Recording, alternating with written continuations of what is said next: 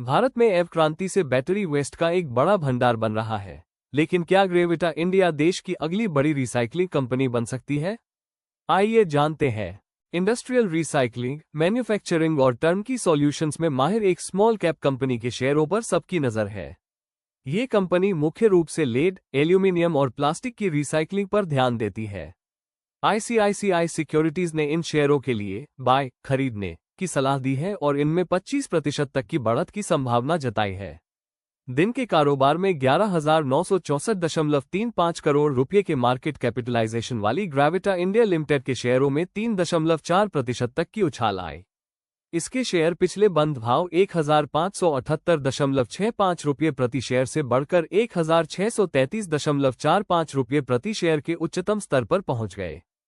क्या हुआ? Industrial recycling, manufacturing और टर्नकी सॉल्यूशन के क्षेत्र में काम करने वाली कंपनी ग्रेविटा इंडिया लिमिटेड चर्चा में है। भारत की प्रमुख ब्रोकरेज फर्मों में से एक आईसीआईसीआई सिक्योरिटीज ने इसके लिए बाय खरीदने की सलाह दी है और इसका टारगेट प्राइस 2020 रुपये तय किया है। ये पिछले क्लोजिंग प्राइस 1,614 रुपये और 25 पैसे से 25% की बढ़त की संभावना दिखाता है। रिसाइकलिंग इंडस्ट्री में तेजी से बढ़ने की संभावना सरकारी नीतियों, पर्यावरण के प्रति बढ़ती जागरूकता और सस्टेनेबल समाधानों की बढ़ती मांग की वजह से भारत में रिसाइकलिंग इंडस्ट्री अभी शुरुआती दौर में है। ग्रेविटा एक ऑर्गेनाइज्ड रिसाइकलर है, इसलिए उसे अनऑर्गेनाइज्ड कॉम्पिटिटर्स के हटने से फायदा होने की उम्मीद है। कंपनी की मौजूदगी और अनुभव भविष्य में विकास के लिए एक मजबूत आधार देते हैं। क्षमता बढ़ाने से भविष्य की कमाई बढ़ेगी। ग्रेविटा की योजना है कि वो वित्त वर्ष 2029 तक लेड, कॉपर, एल्यूमिनियम और रबर रिसाइकलिंग के क्षेत्रों में अपनी क्षमता बढ़ाने के लिए लगभग 16.8 अरब रुपये का निवेश करे। इस विस्तार से वॉल्यूम बढ़ने, ऑपरेशनल क्षमता बेहतर होने और कंपनी की पहचान एक विविध non ferrous recycling business platform के तौर पर और मजबूत होने की उम्मीद है। कॉपर का बिजनेस ग्रोथ का नया मौका देता है। कंपनी का कॉपर रिसाइकलिंग में शामिल होना उसके पहले से स्थापित लेड बिजनेस के अलावा ग्रोथ का एक और मौका देता है। कॉपर का प्रोडक्शन धीरे धीरे बढ़ाया जा रहा है और उम्मीद है कि FY 27-28A में EBITDA में इसका बड़ा योगदान होगा, जिससे रेवेन्यू में विविधता आएगी और मीडियम टर्म में कमाई में मजबूत ग्रोथ में मदद मिलेगी। अल्पकालिक दबाव के बावजूद कमाई में अच्छी बढ़ोतरी की उम्मीद। वित्त वर्ष 2027 की पहली तिमाही पर सप्लाई चेन में रुकावट, ज्यादा लागत और भू राजनीतिक मुद्दों का असर पड़ा, लेकिन लंबी अवधि का आउटलुक सकारात्मक बना हुआ है।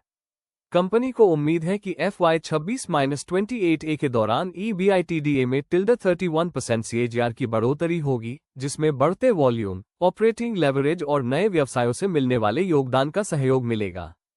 लंबे समय में वैल्यू बनाने की क्षमता के साथ आकर्षक वैल्यूएशन।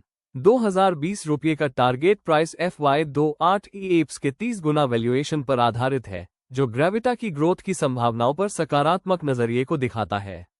हालांकि विस्तार, डाइवर्सिफिकेशन और क्षमता बढ़ाने के कारण निकट भविष्य में कर्ज को लेकर चिंताएं हैं, लेकिन मजबूत कमाई की रफ्तार बाय खरीदने की सलाह का समर्थन करती है। क्या ये कंपनी भारत की अगली बड़ी रिसाइकलिंग कंपनी बन सकती है? सरकारी सपोर्ट, सस्टेनेबिलिटी के ट्रेंड और अनऑर्गेनाइज्ड से ऑर्गेनाइज्ड रिसाइकलिंग की ओर बदलाव के साथ यह इंडस्ट्री तेजी से बढ़ रही है।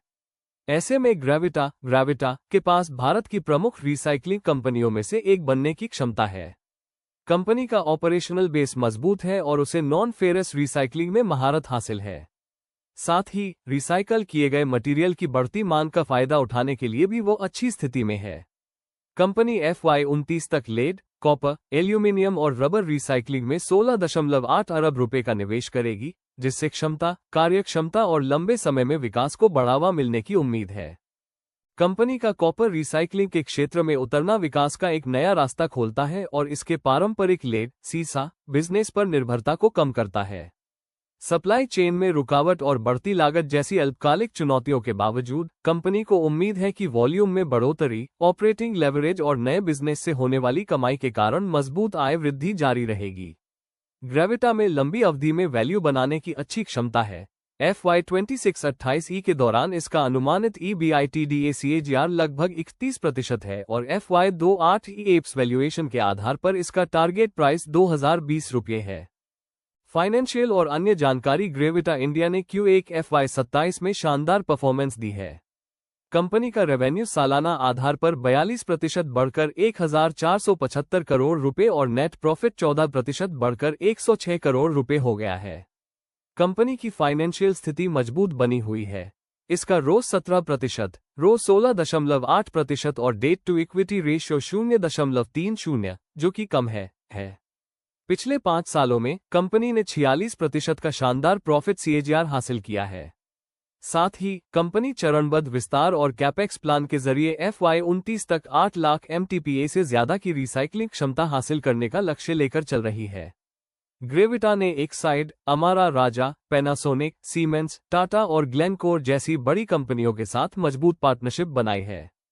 1992 में स्थापित ये कंपनी लेड, एल्यूमीनियम, प्लास्टिक और अन्य मटेरियल की रिसाइकलिंग के क्षेत्र में भारत की प्रमुख कंपनियों में से एक बनकर उभरी है। कंपनी की ग्लोबल मौजूदगी है और इसका फोकस सस्टेनेबिलिटी, सर्कुलर इकोनॉमी और पर्यावरण के अनुकूल रिसाइकलिंग समाधानों पर है।